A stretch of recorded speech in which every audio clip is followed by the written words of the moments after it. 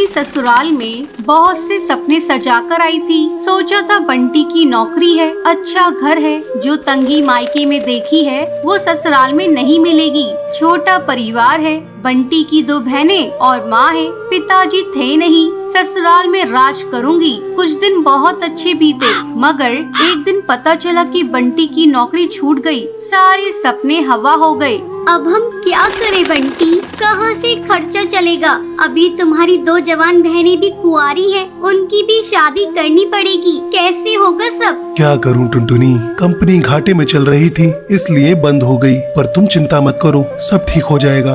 2 साल बीत गए मगर बंटी को कहीं काम नहीं मिला। जो जमा पूंजी थी उससे एक बहन की शादी कर दी। कुछ दिनों बाद टुनटुनी को एक बेटी हुई। टुनटुनी की चिंता और ज्यादा बढ़ने लगी। बंटी, अब हमारी बेटी हो गई है, अपनी इच्छाएं तो मैं मार भी लूं, पर बच्चे की जरूरतें वो तो पूरी करनी ही पड़ेगी ना। जानता हूँ, कोशिश कर तो रहा हूँ। और 1 साल बाद टुनटुनी ने एक और बेटी को जन्म दिया। बंटी की माँ बोली, बंटी, तेरी एक बहन की शादी तो हो गई, मगर बेटा अभी दूसरी भी है, उसका क्या होगा? माँ, ये घोंसला बेच देते हैं, कुछ दिन किराए पर रह लेंगे। मैं क्या करूँ, दिन रात कोशिश में लगा रहता हूँ, पर कहीं काम मिल ही नहीं रहा। बंटी, बहनों के लिए आप मकान बेच रहे हो, हमारी भी 2 बेटियां हो गई है, उनके लिए क्या बेचोगे? टुनटुनी, मैं पढ़ा लिखा हूँ, तुम क्या सोचती हो कि मैं अब ठेला लगाऊंगा? ये मुझसे नहीं होगा। टुनटुनी रोने लगी और बोली,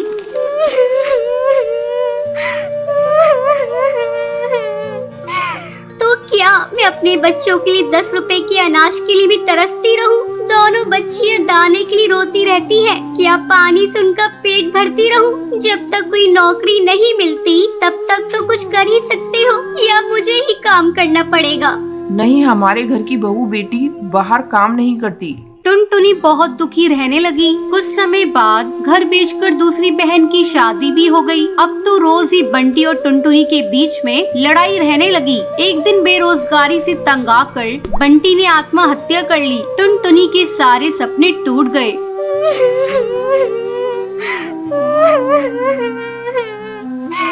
मैं बिल्कुल अकेली हो गई हूँ। अब जिम्मेदारी टुनटुनी के सर पर थी। बूढ़ी सास, अपनी 2 बेटियां और घोंसले का किराया। कुछ आसपास के पक्षी गरीब समझकर बच्चियों को पुराने कपड़े और खाना देकर मदद कर दिया करते थे। टुनटुनी अपनी सास से बोली, माँ, 2 महीने गुजर गए, जो घर का पैसा बचा था वो सब खर्च हो गया। अब मुझे ही कोई काम करना पड़ेगा। जिस गरीबी में हमारे दिन कट रहे हैं, मैं नहीं चाहती कि मेरी बच्चियाँ भी गरीबी में दिन गुजारे। मगर तू करेगी क्या बहू? अपना कुछ काम करने के लिए पैसे भी तो चाहिए।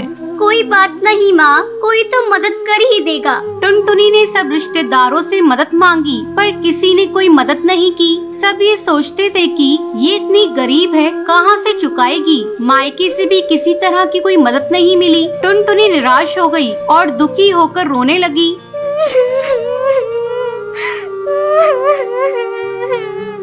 मैं अपने बच्चों को भूखा नहीं मरने दूंगी, कुछ ना कुछ करूंगी, पर इतने पैसों में क्या काम करूं? एक दिन उसे उसके ही जंगल का एक चिड़ा गोलू मिला। वो टुनटुनी की शादी से पहले टुनटुनी को बहुत पसंद करता था, लेकिन उससे कभी कुछ कह नहीं पाया था। अरे टुनटुनी, कैसी हो तुम? और यहाँ कैसे? और ये क्या हाल बना रखा है तुमने अपना? गोलू, मैं ठीक हूँ, यहाँ पास में ही मैं किराए पर रहती हूँ। मगर पति तो नौकरी करते थे, फिर किराए पर कैसे?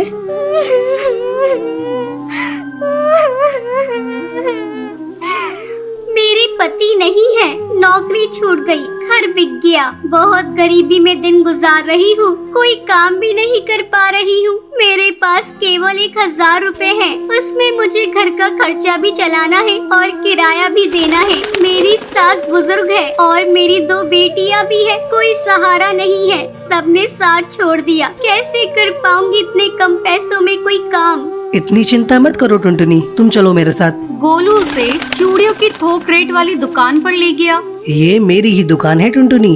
फ्री में देकर तुम्हारे आत्मसम्मान को ठेस नहीं पहुंचाना चाहता, इसलिए ये 1000 रुपए की चूड़ियां दे रहा हूँ। बाजार में इनकी कीमत बहुत ज्यादा है, पर मैं तुम्हें ये आधे रेट में दे रहा हूँ। लेकिन तुम इन्हें 20 रुपए दर्जन बेचना। ये बहुत सुंदर चूड़ियां हैं, पहले कम बेचना और जैसे ही मुनाफा दिखाई दे 30 रुपए दर्जन बेचना। टुनटुनी बहुत खुश हुई। उसकी सारी परेशानी का हल जो उसे मिल गया था, वो चूड़ियाँ बेचने लगी। चूड़ी ले लो, चूड़ी रंग बिरंगी चूड़ी ले लो, सुहागों वाली चूड़ी ले लो।